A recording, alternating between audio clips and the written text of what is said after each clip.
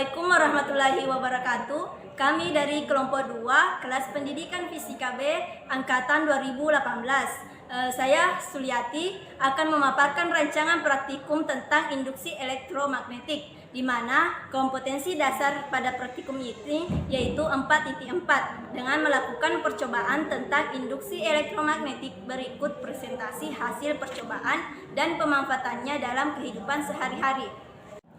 Teori singkat yaitu induksi elektromagnetik merupakan fenomena munculnya arus listrik akibat perubahan fluks magnetik.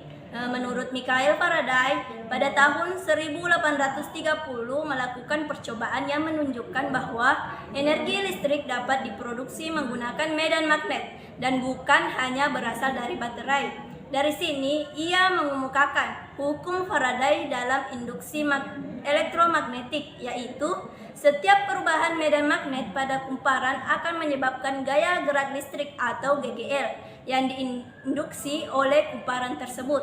Tegangan GGL induksi di dalam rangkaian tertutup adalah sebanding dengan kecepatan perubahan fluks terhadap waktu. Pemaparan selanjutnya akan disampaikan oleh Saudari Nur Mitasari. Saya persilahkan. Tujuan yang ingin dicapai dari praktikum ini agar siswa mampu, yang pertama, menganalisis faktor-faktor yang mempengaruhi GGL induksi.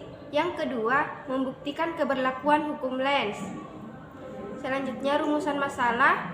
Yang pertama, bagaimana pengaruh jumlah lilitan kumparan dan kecepatan gerak magnet terhadap GGL induksi. Yang kedua, bagaimana arah medan magnet induksi yang timbul dalam kumparan. Selanjutnya, jawaban sementara atau hipotesis dari praktikum ini. Yang pertama, jumlah lilitan kumparan dan kecepatan gerak magnet sebanding dengan besar GGL induksi. Yang kedua, arus induksi yang timbul dalam kumparan menghasilkan medan magnet yang berlawanan arah dengan medan magnet yang menghasilkan arus induksi tersebut. Pembahasan selanjutnya akan dilanjutkan oleh Saudari Reni Astuti. Adapun alat dan bahan pada praktikum ini, yang pertama, magnet batang 1 buah, galvanometer, kumparan 500 lilitan dan 1000 lilitan, kabel penghubung 2 buah, papan rangkaian, jembatan penghubung 2 buah. Adapun langkah kerjanya, yang pertama, siapkan alat dan bahan yang dibutuhkan. Yang kedua, tancapkan kumparan 500 lilitan pada papan rangkaian, lalu hubungkan pada galvanometer dengan menggunakan kabel dan jembatan penghubung seperti pada gambar. Yang ketiga, letakkan magnet batang diam dalam kumparan. Yang keempat, perhatikan posisi jarum galvanometer, kemudian catat pada tabel pengamatan. Yang kelima, gerakkan kutub utara magnet masuk kumparan secara lambat. Perhatikan posisi dan arah simpangan jarum galvanometer, catat pada tabel. Yang ketujuh, gerakan kutub utara magnet keluar kumparan secara lambat. Yang kedelapan, perhatikan posisi dan arah simpangan jarum galvanometer, catat pada tabel. Yang kesembilan, ulangi langkah 5-8 dengan gerakan yang relatif lebih cepat dari sebelumnya. 11, lakukan kembali langkah 3-9 untuk kutub selatan magnet batang. 12, ulangi kembali langkah 2-11 dengan menggunakan kumparan 1000 lilitan. Nah, berikutnya adalah video proses pengambilan data dari rancangan kami.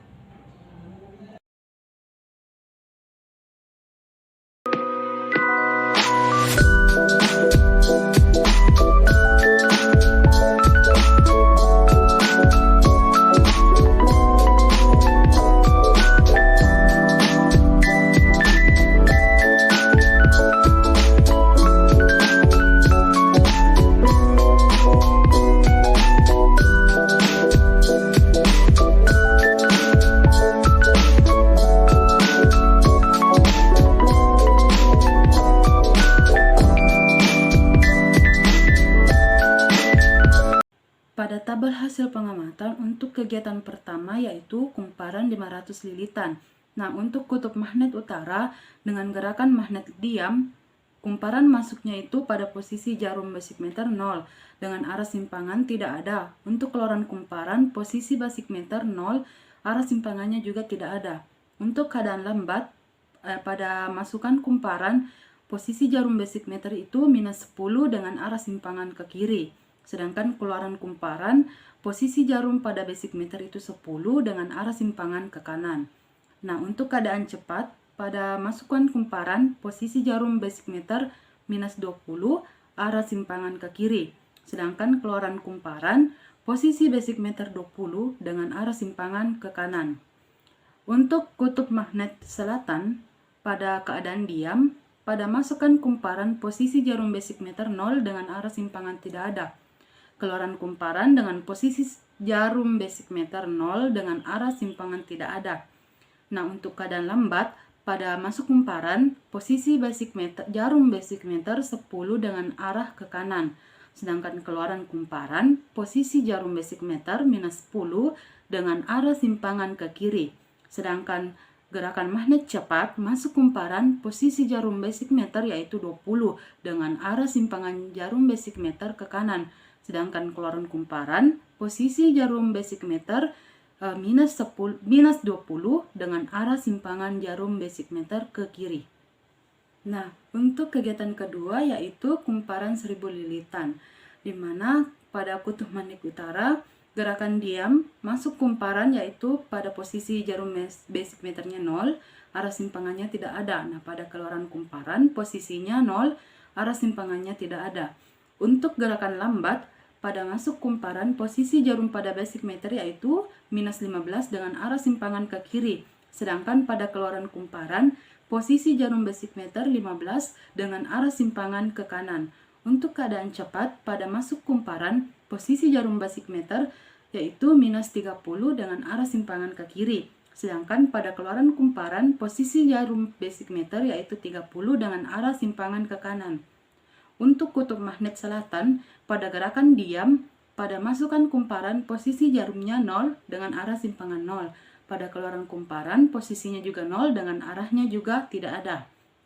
Nah, untuk keadaan lambat, pada masuk kumparan, posisi jarum basic meter yaitu 15 dengan arah ke kanan. Sedangkan keluaran kumparan, posisi jarum basic meter minus 15 dengan arah ke kiri. Sedangkan gerakan cepat, pada masuk kumparan, posisi jarum basic meternya itu 28 dengan arah ke kanan. Sedangkan keluaran kumparan, posisi jarum basic meternya itu minus 28 dengan arah simpangan jarum basic meter ke kiri. Untuk penjelasan selanjutnya akan dilanjutkan oleh teman saya itu Saudari Waode Rahmiani. Pembahasan. Untuk bagian pembahasan, di sini kami memberikan 4 pertanyaan yang dapat menggiring peserta didik untuk membahas hasil praktikumnya. Pertanyaan yang pertama yaitu, jelaskan penyebab timbulnya arus listrik induksi pada percobaan ini. Pertanyaan kedua, jelaskan faktor-faktor apa sajakah yang mempengaruhi GGL induksi.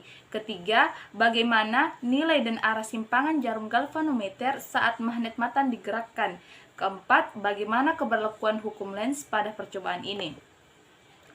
Adapun jawaban yang diharapkan untuk pertanyaan yang pertama yaitu, berdasarkan percobaan diperoleh bahwa medan magnet dalam suatu kumparan menyebabkan arus listrik karena pada saat magnet yang dimasukkan ke dalam kumparan menghasilkan arus listrik yang muncul pada galvanometer. Gejala timbulnya arus listrik pada penghantar listrik akibat dari adanya perubahan medan magnet di sekeliling penghantar disebut induksi elektromagnetik. Perubahan medan magnet tersebut menghasilkan beda potensial yang disebut gaya gerak listrik induksi, sehingga arus yang ditimbulkan disebut arus listrik induksi.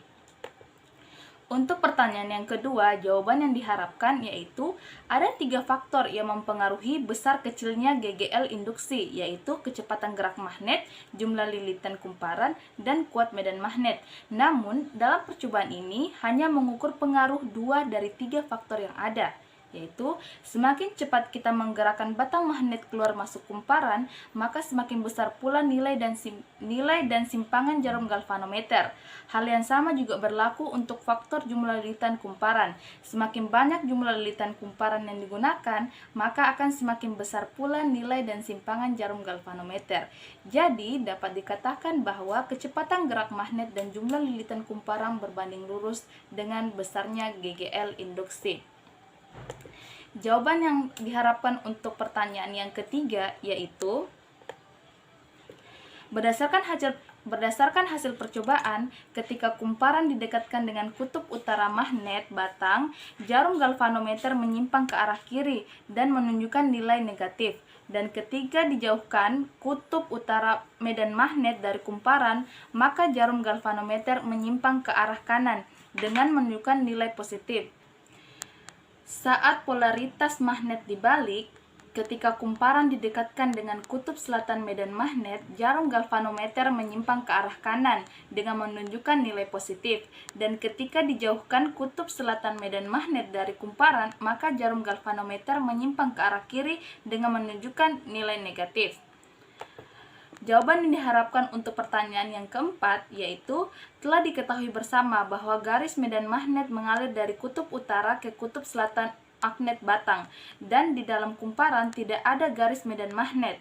Namun ketika kutub utara magnet bergerak masuk ke kumparan, akan ada garis medan magnet yang arahnya ke kanan. Kemudian kumparan membangkitkan medan magnet yang arahnya ke kiri. Hal tersebut sesuai dengan hukum Lenz yang menjelaskan bahwa arah medan magnet induksi pada kumparan berlawanan arah dengan arah medan magnet yang menimbulkan arus induksi tersebut.